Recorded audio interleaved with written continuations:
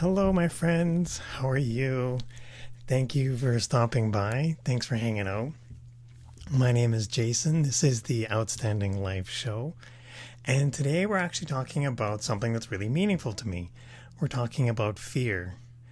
It's not every day we talk about something as crazy as fear, but it's something that, for me as an addict, that was something that held me back for quite some time.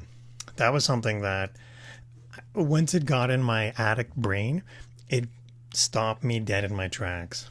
It would prevent me from wanting to get out of bed. It would stop me from trying to ever think of things to do. And fear by itself, it made me think things that wouldn't normally be, I don't want to say wouldn't be healthy, but as an addict, as someone that was struggling with alcohol and addiction, it would make me think of things like, well, who would go and trust an addict with a car or a house or wanting to have a relationship with somebody? So then I would tell myself to not go and do these things. What's the point in going and getting a learner's license if you're never going to get a car? Because who's going to give an addict a car? Like, these conditional thoughts that would stop me in my tracks. So there was no healthy, positive things that ever came from fear in my alcoholic addict brain. And so with being crippled by fear, I would also do one thing. It would be nothing. It would stop me. But then there's the opposite where because of that fear, it would drive me forward. It would move me to a spot where I would almost try too hard. I'd be trying hard to do anything. It was either one side of an extreme or it'd be the opposite. I'd be doing nothing or I'd be doing like overabundance of stuff. So I don't want to say there was good that came from fear, but there was a fear that it definitely wasn't healthy. It wasn't to the spot where I'm like, hey, you know what? Let's go try this out. Because I'm fearful. So when I was using alcohol, when I was consuming substances, it was never a healthy amount of fear that I had. And there was never any good that came from the fear. And so I was trying too hard or I wasn't trying enough. And fear was never a good byproduct of the alcohol or the addiction. And so in my recovery, once I let go of the alcohol and the substances, once I started to embrace mindfulness and positive reinforce, like getting a supportive community, working the steps, working the program, once I started moving forward in that positive light and I let go of my fear, not in a sense of like blind faith, but it was having the belief that there was a purpose, that there was a meaning, that there was a higher power orchestrating things, and I played a part in it. And I came to appreciate that there's always this low level, there's always going to be fear.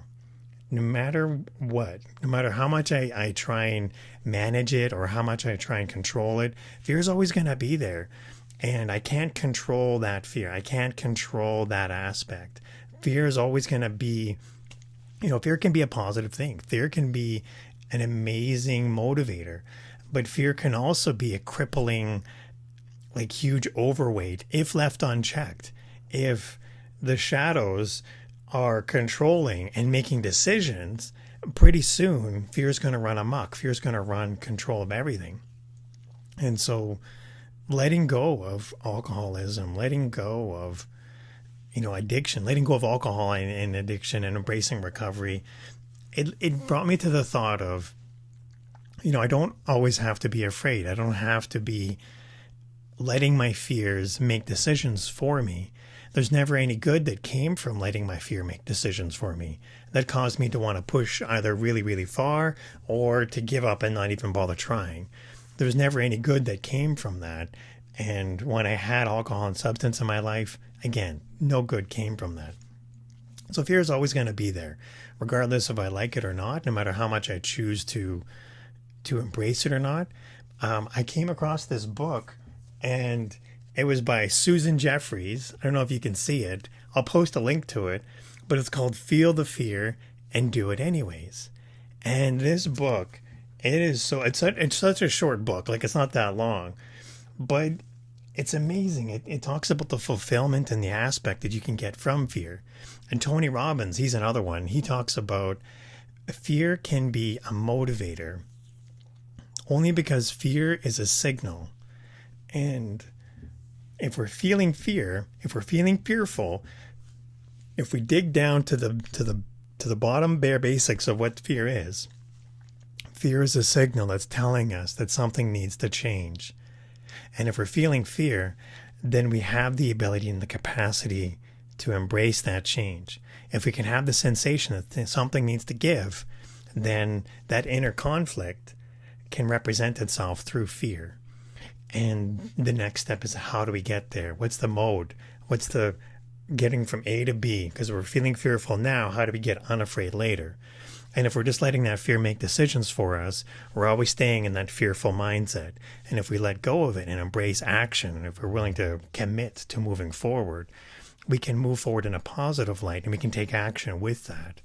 And that doesn't remove the fear, but it can help put us into an uncontrolled state, to a state where at least we're taking action towards it. We're moving forward with an action plan. We're moving in a direction of progress, for lack of a better word. And it's for that I'm thankful. It's for that fear that I can help appreciate. There's another book that I enjoy, and it's called by Gavin de Becker, and he talks about the gift of fear. And with the gift of fear, he talks about like true fear is a gift, and unwarranted, and if fear is unwarranted, it's a curse. And learning to tell the difference can be huge. And so what I'm saying is, it's okay to be afraid, and it's okay to not know what to do. I've been there in my addiction, and I didn't know how to make sense of these emotions in the beginning. And as I moved forward in my recovery, and as I started embracing living life on life's terms, I came to appreciate that fear is a signal telling me that something needs to change. And as I learned more tools through my recovery, I was able to then understand what I can do. I began to, hey, you know what? Maybe I don't need to be waking up at 2 p.m. every weekend. Maybe I should be getting some healthier exercise. Maybe this fear is warranted. Maybe I need to take action. Maybe I need to do something other than what I'm doing now. And maybe I don't know what that looks like, but I know that right here and right now isn't what I want. And even in making the decision that that's something I don't want, gives me the confidence to move forward into something I do want. So some of the fear is like the unknown. I don't know what success looks like, but I know what I have right now isn't successful. And so making a context as to defining what it is that I want can help remove that fear. It can help decide, hey, you know what? This is something I truly need in my life, a healthy mindset, healthy support structure. So today's gratitude of the day is to be thankful that I actually have fear, that I have the capacity to appreciate that something needs to change. And for today's action, today I wanted to go and if you want to join me on these actions, you're more than welcome to. If you've got your own actions you want to put forward, definitely leave it in the comments. Let me know.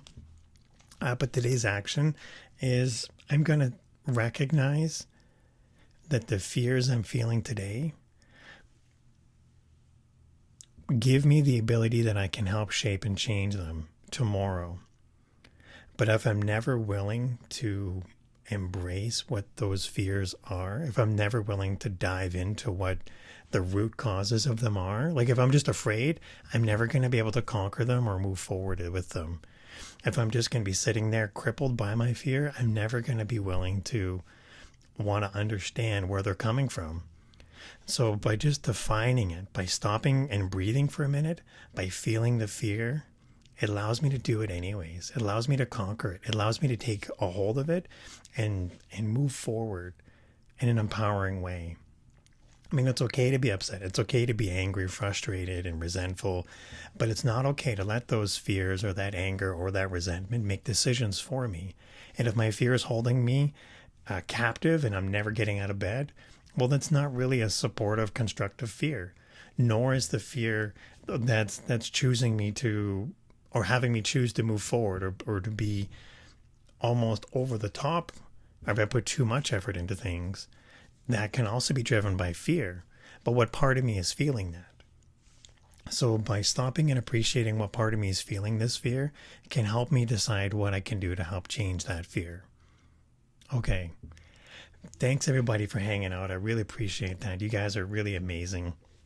If you like the show and you want to find out more, feel free to visit the link down below or up above. I can't remember where I put it, but it's outstanding.video/guide. Or if you want to go and get a reminder the next time we go live, go ahead and type outstanding.video/show, or you can just type show in the comments and we'll have a message sent out to you. So I appreciate you guys. Take care. Thanks so much for hanging out, and I look forward to seeing you in the next video.